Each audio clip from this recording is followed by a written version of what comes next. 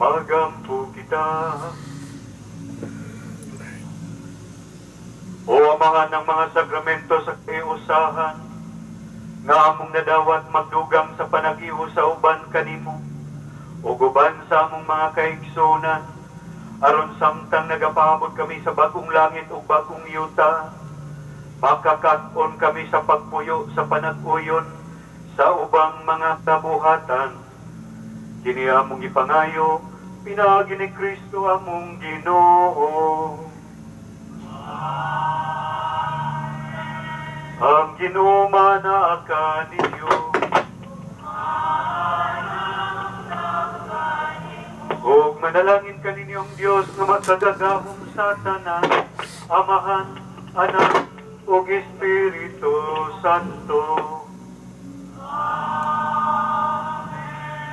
Dahalan na itong santos kanina, itong puyan, ipamit ang gugmag kalinaw ni Kristo.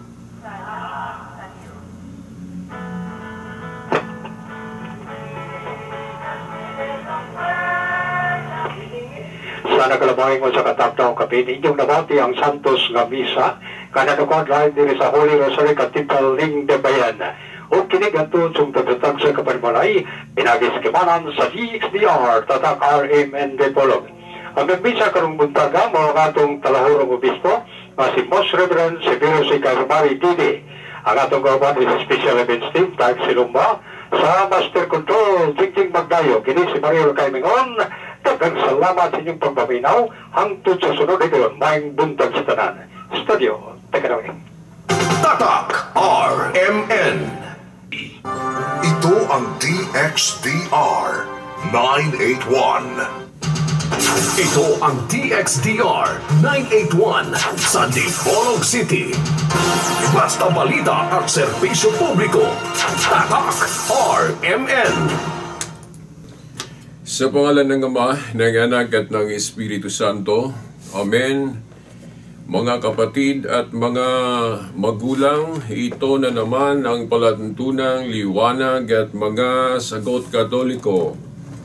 Ang inyong lingkod, kapatid na Silbert Dundoyano Sr. alias Veritas, muli pa ding makasama ninyo sa palatuntunang ito. Ating paunang paggalang sa ama ng ating istasyon, kasama ang Radyoman Edgar Dagumo, of course, sinamahan ng buong staff ng RMN Dipolog, hindi na lang natin papangalanan. At by the way, ang makasama natin ngayon sa istasyon, sa technical side, kasamang Radyoman James Magdayo at kasamang Radyoman Tax Ilumba. Okay.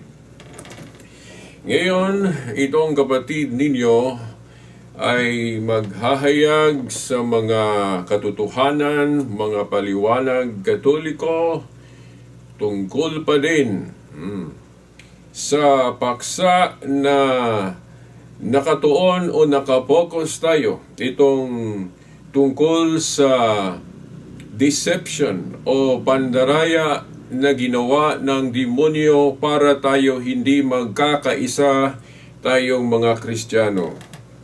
Tatandaan mga kapatid at mga magulang, Biblia mismo ang nagsasabi na hindi lahat na iniisip natin na yon ang tama para sa atin pero hindi pala. Naghatid pala natin sa kapahamakan. Okay.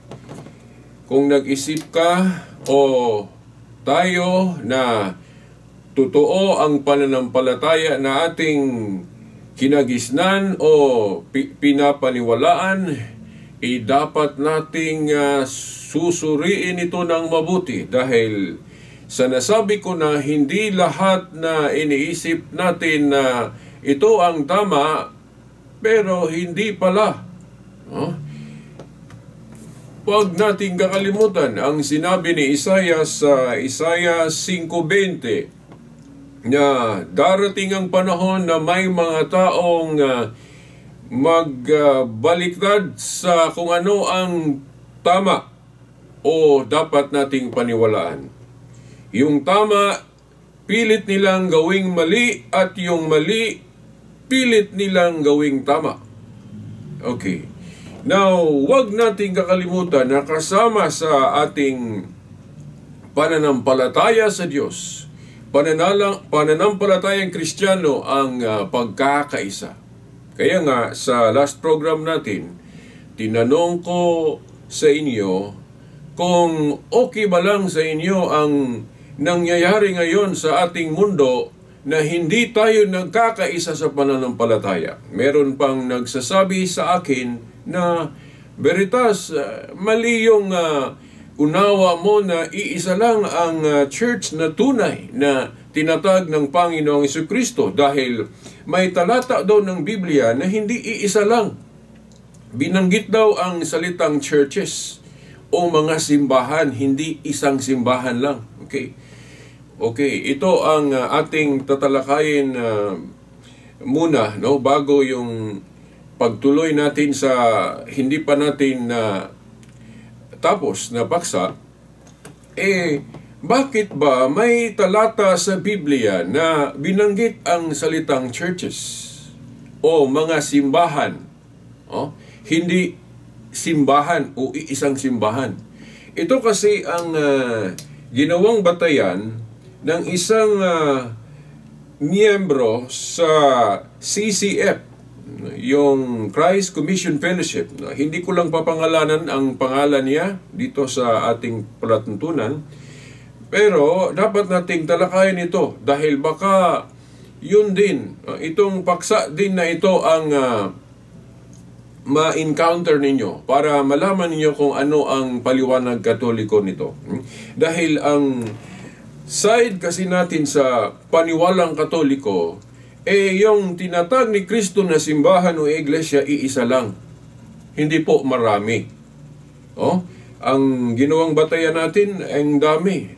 Isa dito ang Mateo 16:18 nang sinabi ni Kristo kay Pedro sa pagtatag niya sa simbahan o kaharian niya, ang sabi niya kay Pedro, Pedro, sa ibabaw ng batong ito, simulan o tatagin ko ang aking iglesia.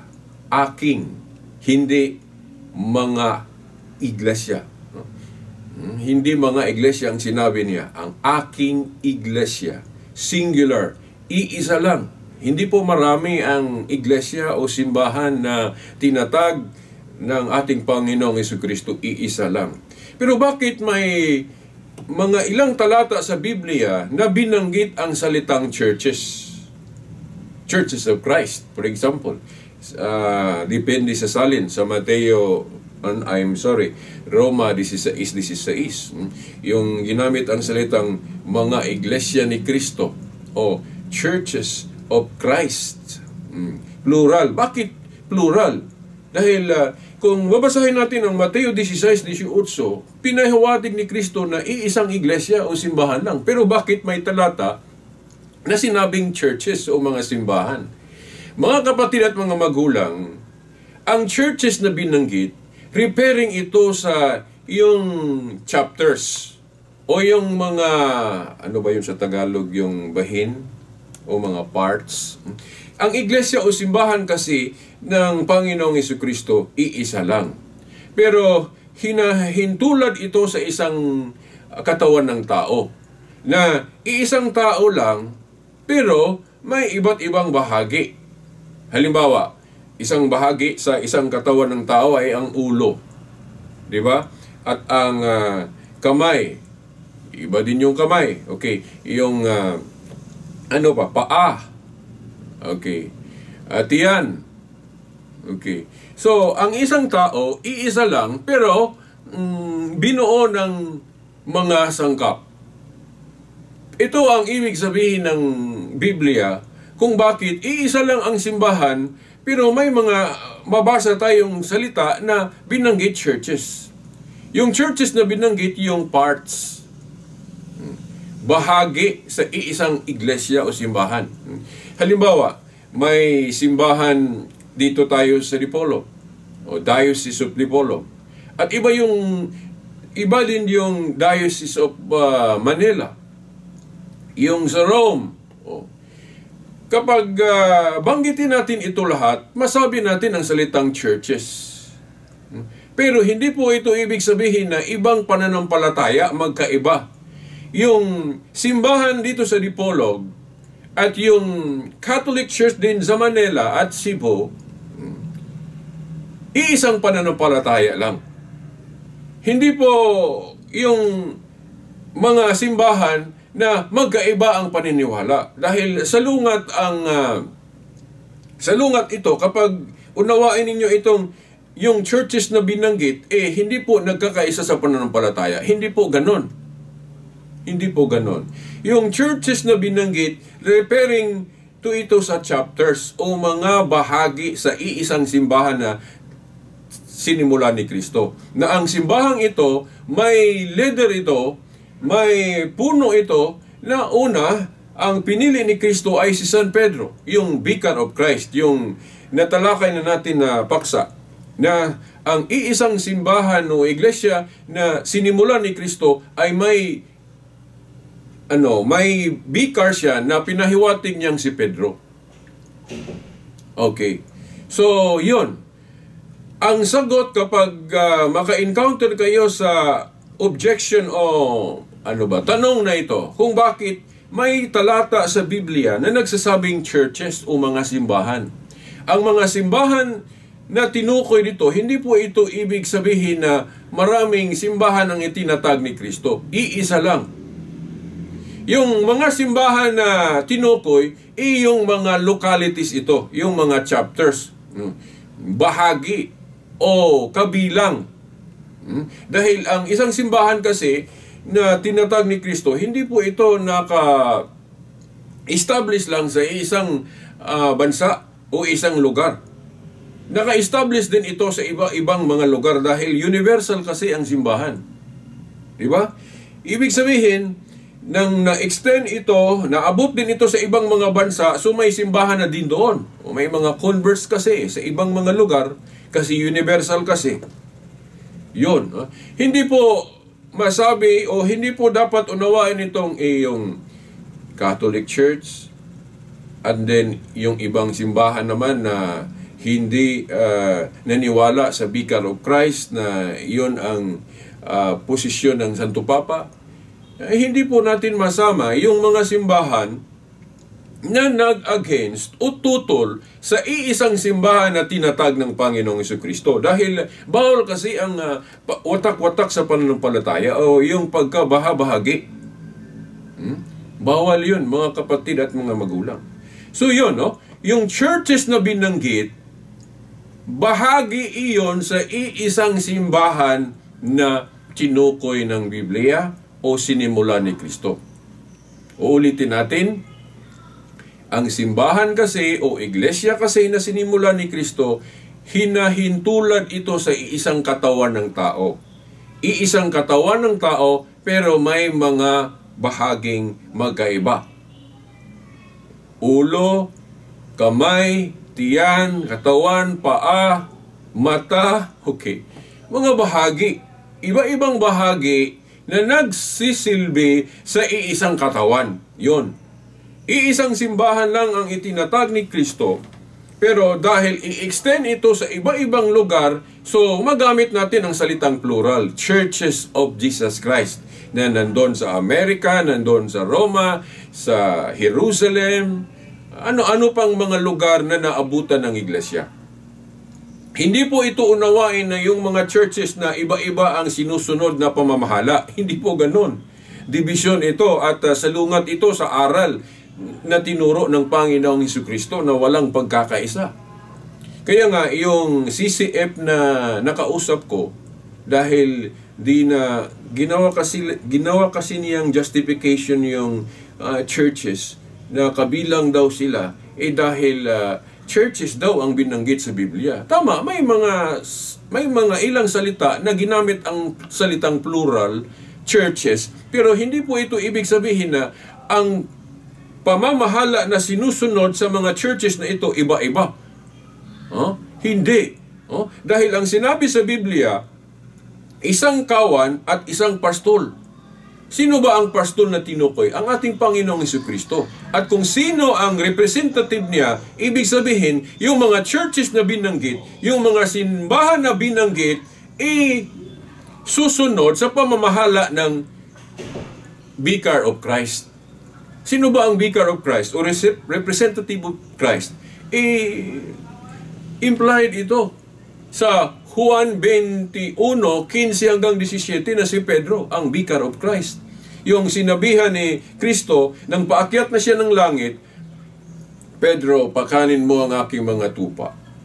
Ibig sabihin, dahil paakyat na ng langit ang Panginoong Kristo, si Pedro ang mamumuno.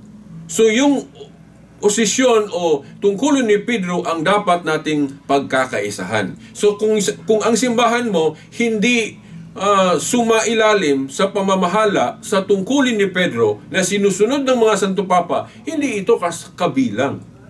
Hindi ito kabilang. Pero sa malalim na pag-uunawa sa kaligtasan natin,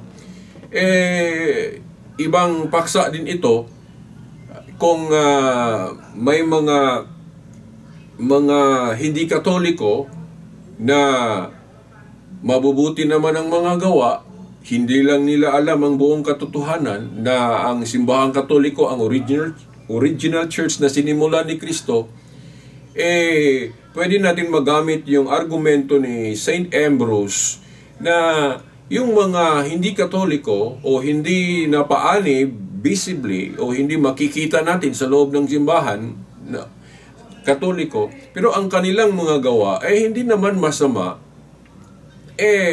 unawain nating o isipin nating kabilang din sila sa simbahan invisibly. Yung mga invisible members ng Katoliko na ang nakakaalam nito ng hindi magkakamali, kung sino-sino sila, ang Diyos lang.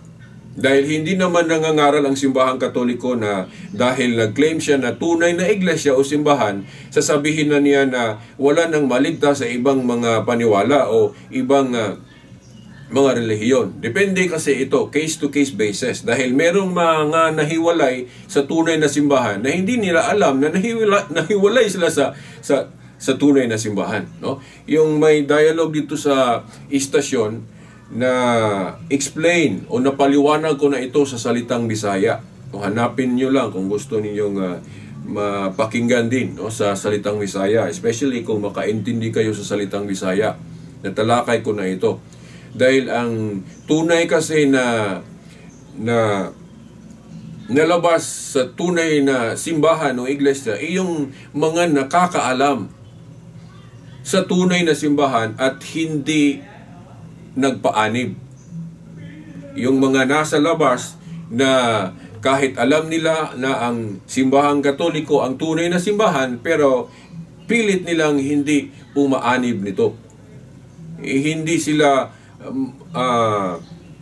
makiisa sa tunay na sinimulan ni Kristo. Pero kung hindi nila alam, nadaya lang sila sa paniwala nilang kinagisnan, hindi nila yung intentional ang kamalian nila,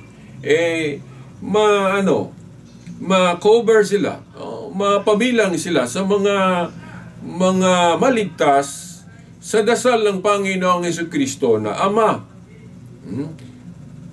Patawarin ninyo sila dahil hindi nila alam ang kanilang mga ginagawa. Ibig sabihin, yung mga ignorante, yung mga inosente sa buong katotohanan, na nahiwalay sila sa tunay na simbahan pero hindi nila sinasadya. Yung tinawag nating honest mistake. Honest mistake kasi hindi ito requirement na maging guilty ka. Yung guilty, yung alam ang katotohanan pero ni-reject nila ang katotohanan. Yun, no? Mahirap ko itong mapaliwanag sa salitang o sa wikang Tagalog, dahil Tagalog kasi ang programang ito, no? Liwanag sa pananampalatayang Katoliko. Sa Bisaya na paliwanag ko ito ng maayos. Okay. Kasi sa Tagalog hindi pa ako bihasa, no? Hindi pa ako eksperto sa Tagalog, kaya nahihirapan akong ipaliwanag ito sa Tagalog. Pero sana na unawaan ninyo, no? Kahit na hindi pa tayo expert, no, sa salitang Tagalog. So yun na, no? Ang pandaraya kasi na ginawa ng demonyo, paisipin niya tayo ng mali. Nasa akala natin tama tayo, pero hindi. No? Ito ang clue. Kung nasa isip mo na tama ang paniwala mong kinagisnan at hindi tinuro sa paniwala mo na yung tungkulin ni Pedro ang dapat nating pagkakaisahan, ito na something wrong sa paniwala mo.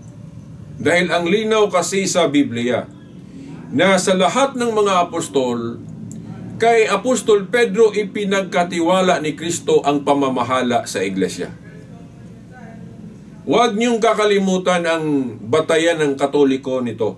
Yung Juan Kapitulo 21,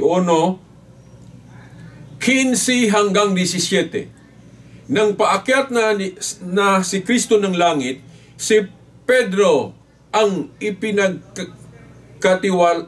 kay Pedro ipinagkatiwala ng Panginoong Jesucristo ang simbahan, na sa kanyang pamumuno tayo dapat magkakaisa. Kaya nga, nang nabakante ang tungkulin ni Pedro, dahil namamatay kasi siya, namartir kasi siya doon sa Roma, sino ang pumalit sa tungkulin niya? Kung sino ang pumalit sa katungkulan niya, sa tungkuling ito tayo dapat magkakaisa. So kung hindi ito ang nasunod natin, iba-ibang pamumuno ang sinusunod natin. Halimbawa, yung pamumuno ng mga executive minister ng INC, no? Hindi iyon ang dapat nating pagkakaisahan. Yung kay Kibuloy at ano-ano pang mga simbahan ngayon na hindi sumapailalim sa tungkulin ni Pedro na sinusunod ng mga popes natin, hindi ito ang tunay na iglesia. At sana, honest mistake lang itong mga nagawa ng iba, yung mga nanampalataya sa ibang mga samahan, sana honest mistake lang ang estado nila. Dahil kung alam nila na hindi ang simbahan nila ang tunay na sinimulan ni Kristo, guilty na sila nito, no? Sana honest mistake lang, dahil kung hindi honest mistake, talagang sa Diyos tayo haharap. No? Alam natin kung ano ang kahinatnan natin kung i-reject natin ang buong katotohanan. Pero ang dami pang dapat nating mapaliwanag sa pananampalataya, dahil ang demonyo kasi parang nag-succeed siya, pero hindi buo ang pag-succeed niya, no?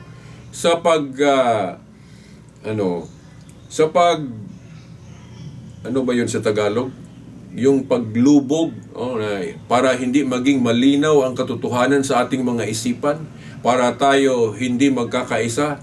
Kaya ang daming mga ginawa niya para maisip natin na ang tama ay maging mali sa ating isipan.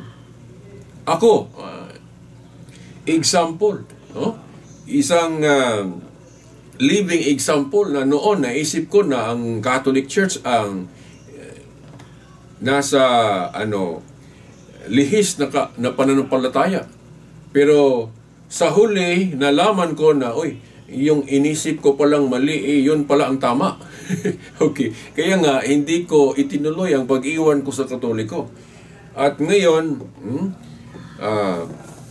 nagpabilang ako sa mga kinasangkapan ng Panginoon na ma-explain o mapaliwanag ang tunay na paniwala para magkakaisa tayo o mabalik ang pagkakaisa natin sa tunay na sinimula ni Kristo.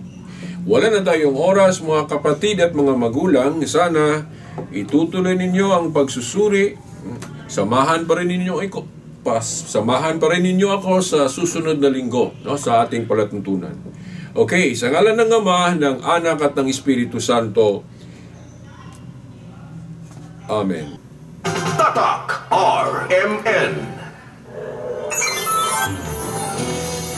Isip kabahin sa ika-13 anibersaryo sa RMN Foundation ang DXDR RMN Dipolog padayon sa paghatag og serbisyo publiko sa bisan asang dapit sa nasud Pilipinas. Og tungod niini karong umaabot na Setyembre 19 magpahigayon ang RMN